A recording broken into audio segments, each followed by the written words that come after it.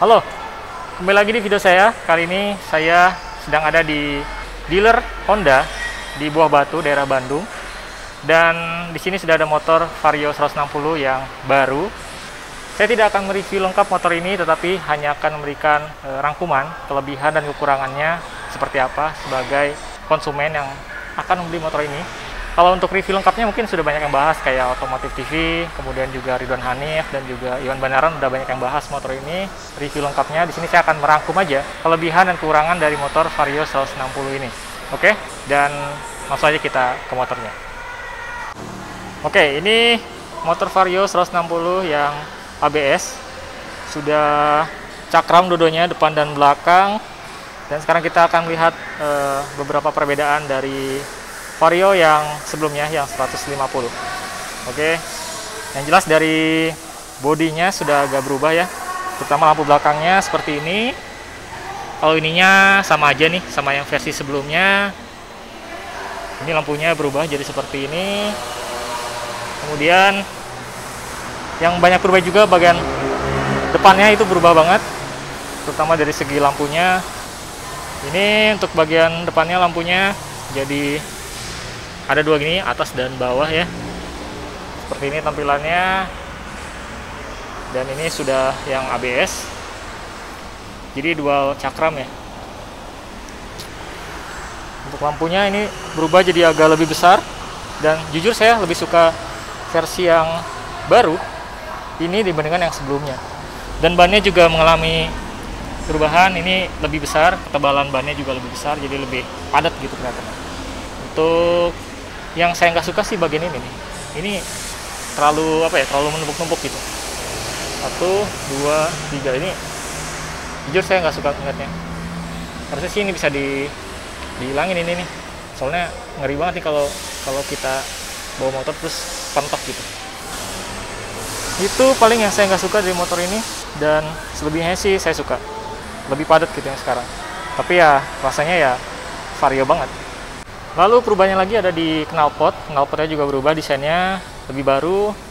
Dan jujur kalau Honda itu entah kenapa build quality-nya itu lebih bagus gitu dibandingkan Yamaha gitu. Dan ya harga nggak bohong sih, lebih keren sih.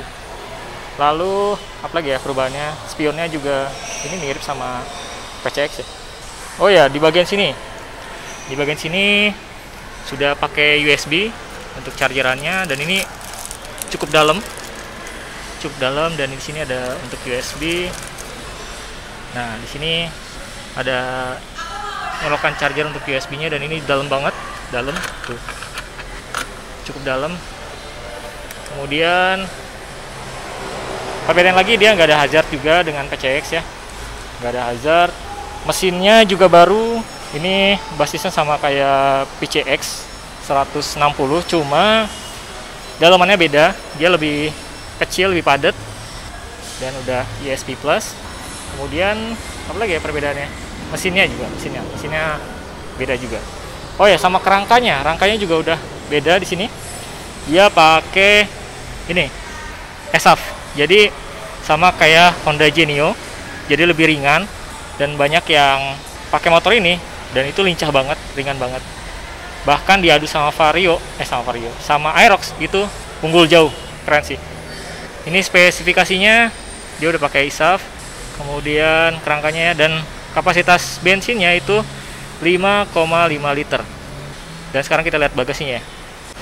Nah, ini bagasinya ya lumayan lah segini, standar, cukup helm 1. Dan di sini ada untuk kayak semacam buat radiator ini. Ngecek air radiatornya di sini. Ini buat obeng sama ya buat obeng. Cuman dia nggak ada ini nih, nggak ada. Kalau di motor PCX kalau nggak ADV itu ada ganjelannya. Oh, ini nggak ada. Ini untuk bagian bagasinya cukup lah untuk satu helm. Dan untuk spesifikasi mesinnya seperti ini di sini. Bisa teman-teman baca ya untuk spesifikasi mesinnya. Di sini saya langsung aja ya ke kelebihan dan kekurangannya. Kita masuk ke kelebihannya terlebih dahulu. Sebelum masuk ke kelebihan, kita lihat ini dulu ya. Untuk ini speedometer itu sama ya dengan yang versi sebelumnya, sama bentukannya. Kalau kita ini kan nyalakan jadi seperti ini. Nah, bentuknya sama dan terlihat lampu depannya kalau nyala seperti ini. Ini DRL-nya nyambung ya. Dan ini lampunya, lampu biasanya, dan ini lampu jauhnya ya. Coba kita. Nah, lampu jauhnya di sini. Ini lampu dekatnya, lampu biasanya. Ini DRL-nya nyambung ya. Ditutup sama sasis di sini. Oke. Seperti itu. Sekarang kita matiin lagi. Untuk ini sama dengan versi sebelumnya, standar. Dan sekarang langsung aja kita masuk ke kelebihan dan kekurangannya. Kita mulai dari kelebihan dulu. Oke, kita masuk ke kelebihan yang pertama dari motor Vario 160 ini adalah, kalau kalian pernah nonton videonya Iwan Banaran dan Otomotif TV dan juga Runa Hanif, motor ini tuh kalau disandingkan dengan Aerox, yang dimana saingannya motor ini untuk saat ini, walaupun beda jenis dan beda bentukan gitu ya. Kalau Aerox kan lebih sporty gitu bentuknya. Tapi motor ini bisa ngalahin kecepatannya dari Aerox. Akselerasinya itu lebih oke lah. Dan juga dicoba untuk drag ketinggalan jauh gitu si Aerox. Dan ketinggalan jauhnya itu jauh banget, di atas 100 itu udah ketinggalan jauh. Walaupun starter awal itu masih unggul si Aerox sedikit. Tapi setelah itu udah tinggalin Aerox. Jadi akselerasi motor ini untuk atas dan bawahnya itu oke banget. Itu kelebihan pertama. Honda Vario 160 ini mesinnya baru, enteng juga, dan juga akselerasinya lebih mantap. Padahal ini motor harian ya. Lalu masuk kelebihan yang kedua, yaitu selain cepat motor ini, tetapi dia juga irit. Ada yang pernah ngitung itu sampai 50 km per liter, dan penggunaannya itu ya standar gitu ya, penggunaan kadang ngebut kadang enggak gitu ya. Itu bisa sampai 50 km per liter. Wah, itu irit banget sih untuk motor yang kencang kayak gini juga ya. Diadu sama Aerox menang gitu ya, tapi dia juga irit. Dan kelebihan yang ketiga adalah dia itu enak banget kalau buat dipakai harian. Beda sama motor Aerox ataupun PCX gitu ya. Ini buat bawa barang itu masih untuk harian gitu ya. Belanjaan buat mama gitu ya ke pasar itu masih ada dek ratanya ini buat naruh barang, itu enak banget. Dibandingkan kita bawa PCX atau bawa ADV atau Aerox gitu ya, itu kan deknya di tengah kan pakai ini ya buat tempat bensin, jadi nggak bisa naruh barang. Bisa sih, cuman kurang maksimal, nggak semaksimal motor ini. Menurut saya itu kelebihan untuk motor ini, cocok untuk dipakai harian, bawa barang ke pasar, belanja gitu ya. Ini cocok banget. Oke, kita masuk ke kelebihan yang keempat. Itu kalau kita bandingkan dengan Aerox, itu dia si Vario ini udah double disc brake, jadi depan belakang udah cakram ya. Kalau Aerox itu belakangnya masih tromol, ini udah cakram. Menurut saya kelebihan dari motor ini dibandingkan dengan Aerox ya, lawannya. Lalu kelebihannya lagi, yang kelima, dia rangkanya udah pakai shaft, yang jelas lebih ringan, dan juga kalau untuk dipakai buat handling gitu ya, kemacetan atau jadi kemacetan di perkotaan gitu ya, itu lebih bikin nggak pegel lah, karena dia lebih ringan si rangkanya. Yang dimana rangka SAF itu mirip-mirip kayak rangkanya mobil gitu, karena rangka mobil itu lebih ringan biasanya dibuatnya. Itu untuk kelebihan yang kelima. Tapi juga ya, dari motor ini walaupun ada kelebihannya pasti ada kekurangannya juga, dan sekarang kita bahas kekurangannya menurut saya ya. Oke, sekarang kita masuk ke kekurangan ya, walaupun sebenarnya ini bukan kekurangan sih, tapi bisa kategori masuk kekurangan lah. Kalau misalkan lawannya itu Aerox gitu ya, yaitu dia cuman punya satu shockbreaker di sini, beda dengan Aerox yang udah dua gitu. Cuma bagi saya sih mau satu atau dua, yang penting kalau misalnya dipakai itu nyaman dan empuk. Dan katanya sih ini agak keras kalau sendiri, cuman untuk berdua dia akan sangat empuk. Itu aja sih. Paling kalau kalian punya motor ini ganti aja shockbreakernya, katanya ini lebih agak sedikit keras gitu. Dan untuk yang kedua, kekurangannya adalah biasa ya, kalau Honda itu entah kenapa joknya ini keras gitu, dan ini keras walaupun diginiin empuk ya.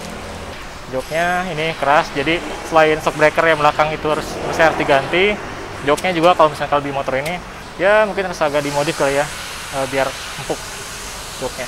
Ya standar kekurangannya untuk motor pabrikan ya. Lalu yang berikutnya adalah bagi saya sih ini juga nih, harusnya ini menurut saya dihilangin nih, yang belah sini nih, karena ini agak makan space. Dan saya tingginya 173 cm. Untuk motor ini sih ya standar kayak Vario sebelumnya, cuman memang agak sedikit lebih lega aja. Cuma ini ganggu sih. Ini biasanya nih kekurangannya harus diganti. Oke, dan masuk kekurangan yang keempat ya. Yang keempat itu di bagian sini nih, di bagian bawah sini ini nggak ada pelindungnya. Jadi kalau kalian beli motor ini harus cari pelindung lagi nih untuk mesinnya, karena di sini ini untuk dudukannya itu hampir sama kayak Honda PCX yang baru. Jadi apa ya? Jadi agak kosong di sini nih, agak kosong dan harus dilindungin mesinnya. Khawatirnya kalau kalian lewat posisi tidur yang tinggi gitu ya, mentok, walaupun si Vario ini dia tinggi, untuk ground clearance-nya itu agak tinggi, tapi ya untuk pengaman nanti kalau kalian beli motor ini harus ditambahin pengaman di sini untuk mesinnya biar nggak kena mesin kalau mentok gitu. Dan oke, sekarang kita masuk ke kekurangan yang kelima. Untuk saya ya, untuk saya kekurangan kelima ini dimana tinggi saya 173 cm. Itu setelah duduk di sini, bentar ya, kita balikan kameranya.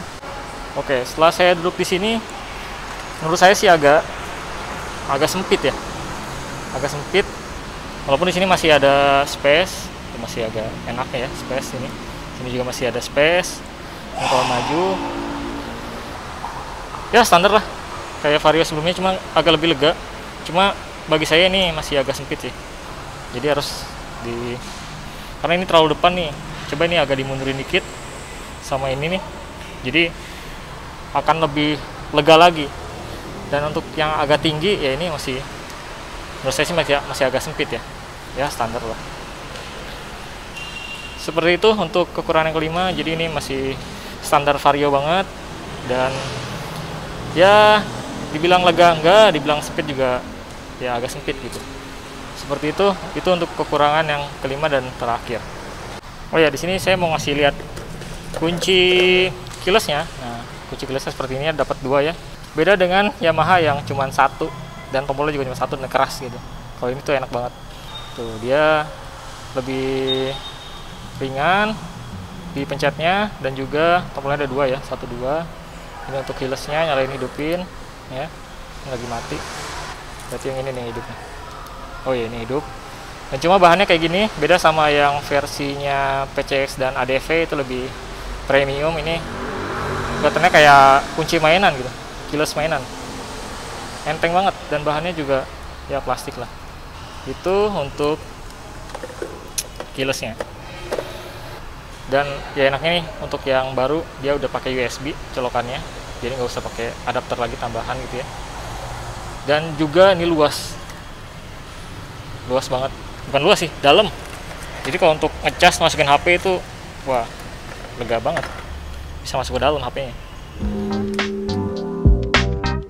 Jadi seperti itulah kekurangan dan kelebihan dari Vario 160 menurut saya. Dan untuk harganya itu 28.500.000 untuk yang versi ABS, dan non ABS itu di 25.500.000 untuk OTR Jakarta. Jadi selisih 3 juta, dan menurut saya mendingan ngambil yang ABS saja karena 3 juta udah double disc brake dan juga ABS.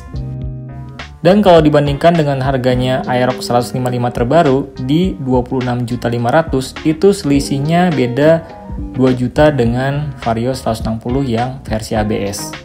Dan cukup mahal dibandingkan Aerox untuk harganya. Seperti itu. Oke, itu dia teman-teman untuk review singkat dan sekedar rangkuman aja mengenai kelebihan dan kekurangannya menurut saya dari hasil nonton beberapa video review motor-motor ini, motor Vario 160 ini, dan juga langsung lihat unitnya. Setelah saya lihat, yaitu menurut saya kelebihan dan kekurangan dari motor Vario 160. Semoga video ini bermanfaat. Jangan lupa like dan subscribe kalau kalian suka dengan video ini, dan dislike kalau kalian nggak suka. Kalau ada penilaian berbeda, bisa tulis di kolom komentar. Saya Rikar, sampai ketemu di video berikutnya. Dah.